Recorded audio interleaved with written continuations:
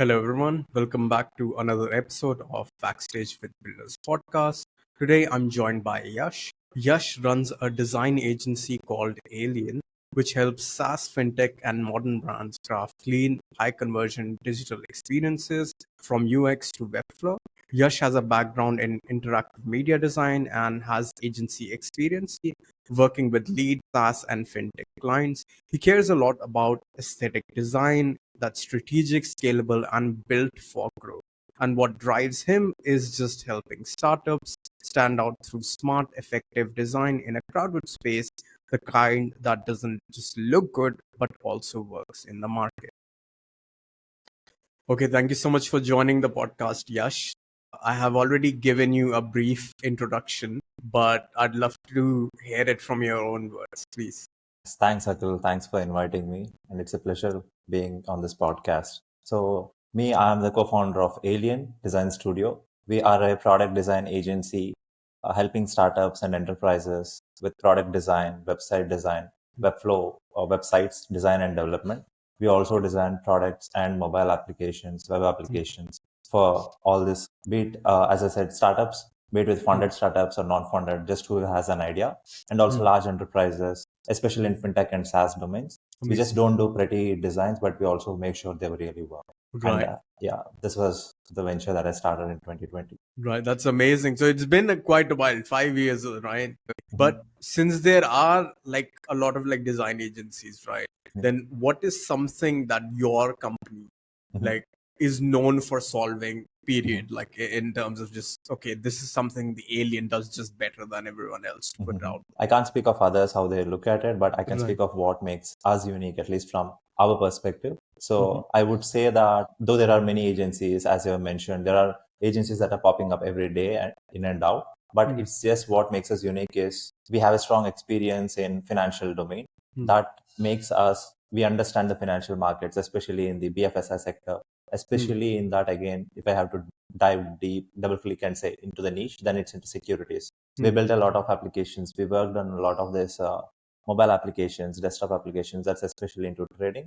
That gives us an edge as a player in the market when we are talking about fintechs. And as the same way, we also have a strong expertise in SaaS domain. So when I say SaaS, it's not just about technological SaaS, but we work with a lot of these SaaS startups, making them high converting landing pages, websites that really convert, because there are like a lot of layers that we need to take care of when we are designing this.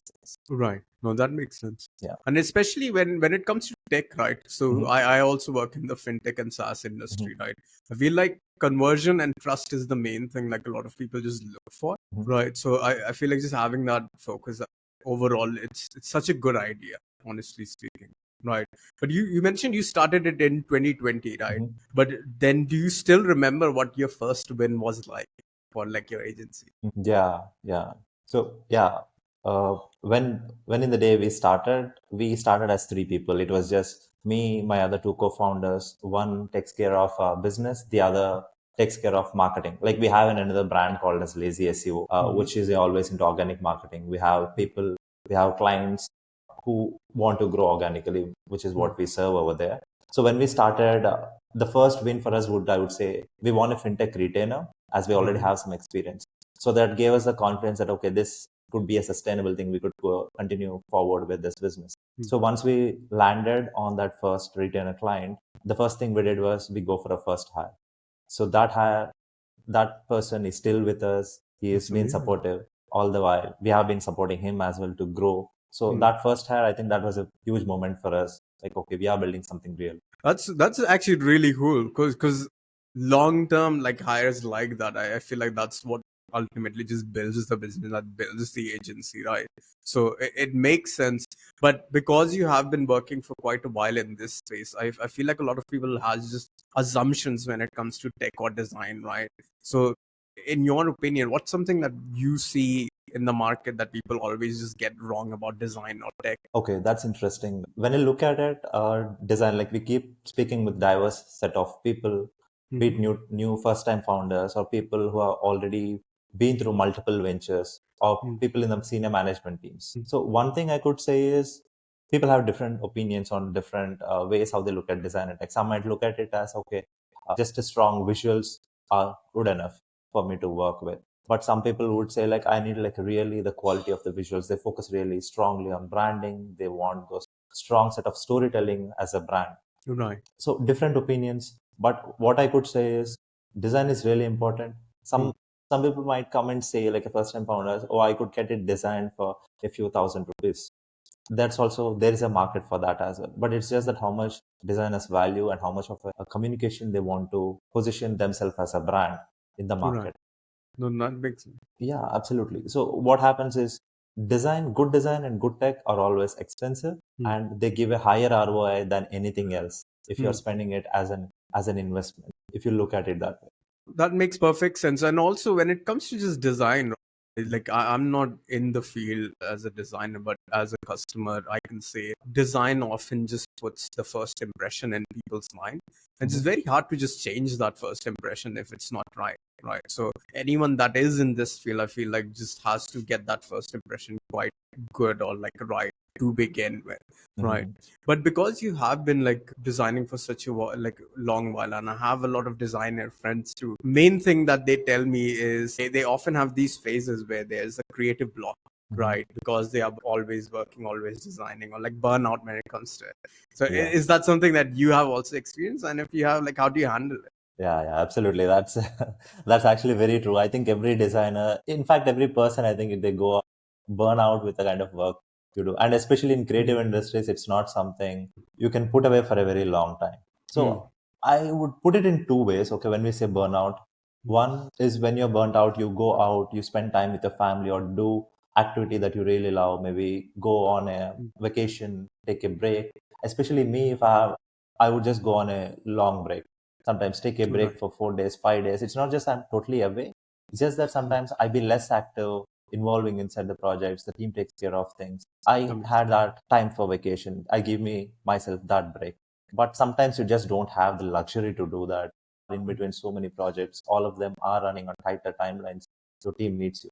At that time, you can't just be like, okay, I'm going to take a vacation. That's not going to happen. You no, that juggle makes between the tasks at that time. You switch if you're doing something on a design part and you're feeling burnt out, you switch from the design to maybe a research. If you're feeling research is just getting too heavy, you go to something else and you look at management at that point. But you sense. just keep pushing forward. No, that makes perfect sense. So it's just like you have that sense of responsibility. So it just depends on when you are, like, especially just taking that break to begin with, right? Right. So makes perfect sense then. And on the flip side, then, since you have been running for a while, it's like you've had like multiple successes like along the way, right? Because you have grown your team. Then how do you define success, like for you personally speaking, and in terms of just your agency? See, for me, the reason why I started the agency as well as why we all three came together is also the freedom it gives you. Hmm. For me, I think the success lies in freedom. The Right. choice of making your own decisions, the choice of living the life the way you Hmm. want, choosing things that you wanted to really work on, creating the kind of an impact that you want to do. At the end of the day, it's for us, it's all about doing some meaningful work. No, that So makes that's something personal to me. no, that's good though. When you ask about agency, I would say whenever we create a lot of work for the clients and that impact what we wanted to create is actually shown in the client's numbers, the kind of a Hmm. measurement they have, because we set those metrics like what are we really trying to achieve whenever we go through a project. When we really see that impact reaching close or exceeding what we wanted, I think that's a huge success for both our clients, and that gives us a much more motivation, like okay, we have done what we're supposed No, that's good. Both, I can just relate to that, to. especially the freedom part. That's part of the reason I started my own thing too. This freedom of time, location. That's the main thing.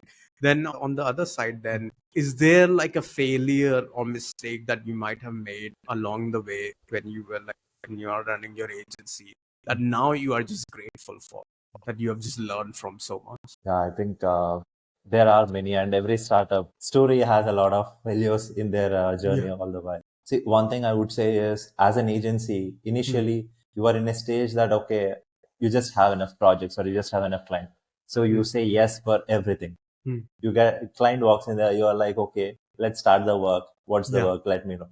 Yeah. But that's a hard lesson that we have learned. Now we Hmm. don't take every project. We make sure we pick up projects that really excites us and that we feel we can do enough justice for it. It's not just like we pick up a project just for the sake of doing it. We Right. also make sure that even the people, the team who are working on it, they be excited about the work we do. And we are giving our 100 percentage to that project and making sure we are like really creating an impact for them, really delivering value out of it. That's good though. I like that. And then have you ever had to like chase like payments when it comes to it, like for it, like from a client, or like fix any like issue the client might have caused or something similar to that? Yes, yes, yes, totally. I can 100% say there are like so many stories I could Yeah. go deep, Yeah. but one, not just once, but like multiple times. There are like, we lost few tens of lakhs, Hmm. but it just felt like, okay, it's a lesson that we have learned. This things are also caused because of mostly handshake agreements. Or, Right. we work with a lot of young founders, young startups. We find the idea is really exciting. We don't have anything Hmm. really promising at the initial stages, at least. The idea was super exciting. We were like, okay, let's get started. We go on a handshake agreement. But at one point, when we design something, when we have something really tangible, they either take the designs and they go off, they start ghosting. That makes sense. That makes sense. So we don't Handshake get the is never payments at good. all. Yeah, never good, never good. At least we say that, okay, at least have a document ready and Hmm. let's agree to the terms before we even start the project. That's Right. something we really look forward to. No, that makes perfect sense. Then is there like any other, like you can say, instance where contract just caused you like a problem or like a painful lesson that you can Mhm. think of, like from a contract? Just having like, because right now you mentioned you did like handshake deals, but Mhm. was there any situation where you did have a contract but Mhm. it just wasn't enough? I'll be very honest, okay? Yeah. No matter how many contracts you sign, Yeah. people, I don't think people have trust in the system that, okay, if I have a legal contract, things are going Mm, to sort out. You either go off the legal system and then you mm, sort out things. You try to either get some amount of payment or mm, you try to negotiate with them and then just get it done rather than going on to the legal system, fight a mm. battle and then go through and then try to get some amount of money. I don't think at least that's so much worth going through the pain. No, that makes sense. Yeah. Normally, just people go through that like once the project is worth it. Mhm. Right, like I'm speaking like maybe 50 lakhs, 60 lakhs, Yeah, right, yeah, 70 lakhs. totally. Then it makes sense. Totally. Like whenever you have a high value projects, I completely agree with that. But then again, whenever these contracts are happening, we make sure that we had this milestone set up and we Mm. work accordingly. At least that's my personal case has always been. So that Yeah. we ensure that we always safeguard our downside. No, that makes sense. Perfect makes sense. Yeah. Milestone, I think it's like non-negotiable. If any of my client like doesn't agree on that, I'm like, you don't, you're not starting that project. You have Exactly. that in there. Like simple as that. Then, and I feel like you have been now like in a position of like leadership. You are a founder, right? And there's a lot of people that I speak with that are in the agency design space, right? And you must also be speaking to them. Then in your experience, what do you think a lot of these agency owners just focus a little bit too much on and not enough on? Okay, interesting. So one thing I could think of is, let's say not enough. I would say the sales is Right. one thing not many people like really focus on because that's what you need. You need Hmm. your sales, you need your cash flow, and then you need your marketing Hmm. or say distribution. If you have all these three things right, then I think you can just run your agency the way you want it. This is the lifeline of the business is what we call. Hmm. You need No, that makes a sense. good amount of sales, good cash flow, Hmm. and good distribution. Distribution brings in sales, sales give you the cash flow. That's it. No, that makes sense. That makes sense. Yeah. And then on the what about the other side? Like just focus too much on when they shouldn't be doing that. Focus too much on maybe when it comes to an agency, especially, maybe they just focus too much on legal and the compliance stuff. I would say Hmm. just start it. Just start doing Right. this No, that because makes sense. if it's product or a product, sometimes if you're into very niche domains like fintech, Hmm. then that's a different case. You need to go with the compliance. So then comes the legal issues and all of that. So you need to be very careful on that. Or if you're into healthcare, right? We have worked with a lot of healthcare and fintech. So we keep hearing them. There has to be Hmm. certain compliances that has to be followed with every interface or every touch point. Hmm. But when you're into an agency, you have that kind of a leverage. But Hmm. again, you have to be compliant to government in few ways, but Hmm. it need not be from the day one. You could do it from the day that you win your first client, then you start registering your company, and then you start really working. That's the same way we even started. We were just a three bunch of people came together, started doing things. Then Yeah. we thought, okay, it's time that we started registration. We started private limited. We started Yeah. compliance. We had an accounts team. We hired an Right. accountant, Right. and all of that. you scale as you go. Yeah, no, that makes perfect sense. And I feel like a lot of people read about it online, which is like, how do I start a business? I think the first thing that normally just comes up is like register your business, Mhm. which it doesn't make sense. How why would you add like liability to your business when you don't even have a client? In the first focus should be just get that client first of all, right? Exactly, right? And then you can just go for the legal stuff once it makes sense, right? And even like when you are starting off, I feel Mhm. like you can just work with a template. Like, I'll be honest, right? When it Mhm. comes to contracts, work with a template until you are at a point where you are doing those custom projects, where you Mhm. have that enterprise kinds, where you have those high value like projects, right? To begin with. And in that, specifically speaking about legal, is there anything that you have in mind that you wish were just easier for founders when it comes to legal side? That's interesting. See, another thing, right? Like what you mentioned, like when we started in agency, now we have ChatGPT. That makes things a little easier. Yeah. But back then, like like 5 years back, there was no ChatGPT.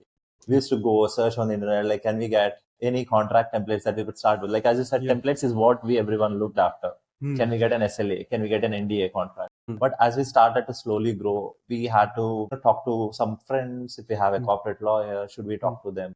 Then we get some consultation with them. I think maybe if you have some kind of a template packs or templates like a 5, 10, that okay, whatever is required, you just get it and then start your business. No, that When makes you're sense. scaling, maybe it could be for different kind of a niches again, it Hmm. changes. Maybe Hmm. it's for an agency, it's a different thing. Hmm. And then maybe you could have something like a consulting, like a quick consulting on a specific when we are in an agency. I think that's Hmm. how we always look after. No, that makes sense. And did you have this like in year one, like, or did you feel like you wish you had like a legal consultation or like a legal advice on something when you were just starting out your agency, like during that first year? Not exactly on the year one, but maybe in an year 2 or 3, as we started to scale, we Hmm. went to SMBs like who are already established, like let's say 300, 500 software companies.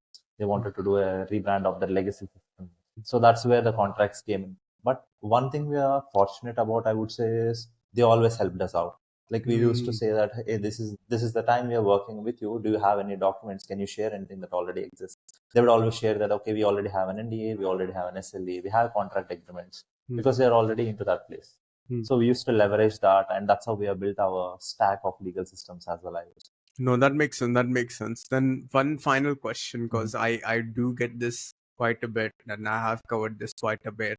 But I think it would be best coming from you, right? Mhm. It's when you are working with clients, Mhm. when you are starting off your agency, even when you are growing it, right? I feel like there comes a point where you are dealing with those late payments, where Mhm. you are dealing with extra work a client might be putting you through.